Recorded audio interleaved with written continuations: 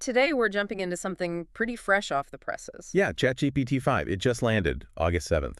Right. And look, you might just think, okay, it's faster, but we've been looking into it, and there's some really interesting stuff going on kind of behind the scenes. Definitely more than just a speed bump. We're talking fundamental changes in how it works, how you can use it. Exactly. So our mission today, unpack maybe 3 key capabilities that aren't getting all the headlines, but are honestly pretty powerful. We're looking at insights from places like Bleeping Computers, CNN Business. Right. Trying to piece together what these upgrades really mean for users, for you. It's about intelligence, reliability, even creativity. Okay, let's get into the first one. OpenAI has this term, the thinking longer unified system. Sounds a bit technical, maybe? It does, but the idea is actually quite intuitive. Essentially, GPT-5 isn't just one single AI mind anymore. It's smarter about how it tackles your questions. How so? Well, it's designed as this unified system. Think of it like having 2 gears. For simple stuff, it uses a quick, efficient model, fast answers. Okay, makes sense. But for complex problems, questions that need real thought, it engages a deeper reasoning engine. It literally decides to think longer, use more resources. So it adapts its effort level. Precisely. And OpenAI mentioned this router concept, like an internal traffic controller, that sends your query down the right path. And it learns. It gets better based on, whether the answers were actually good. That's fascinating. So it's not just faster, it's more considered when it needs to be.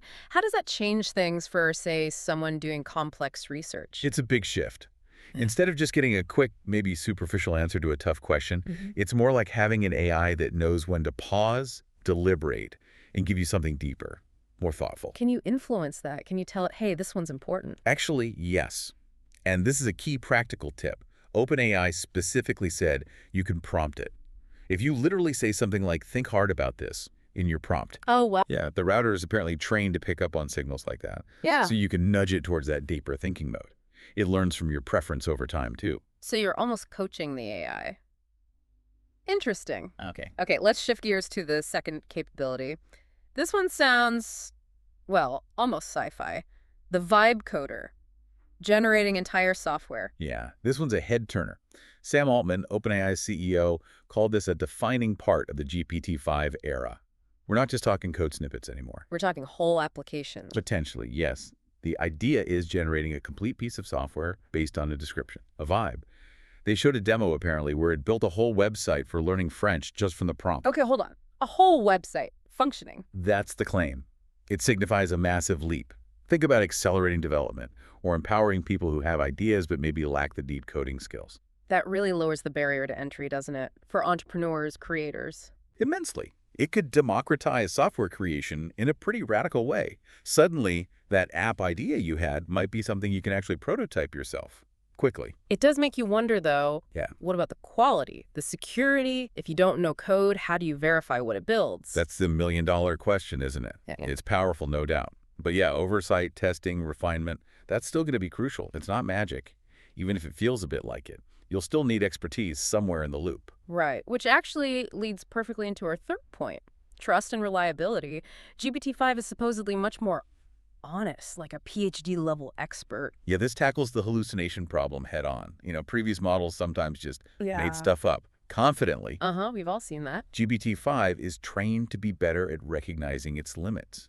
To say, I don't know, or I can't do that, instead of fabricating an answer or pretending it has a capability it lacks. So less bluffing. Exactly.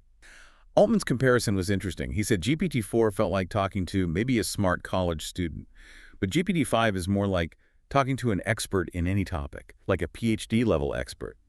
That's a profound shift if it holds true, especially for using AI in fields where accuracy is absolutely critical, like medicine or law. Or even just complex coding or writing tasks.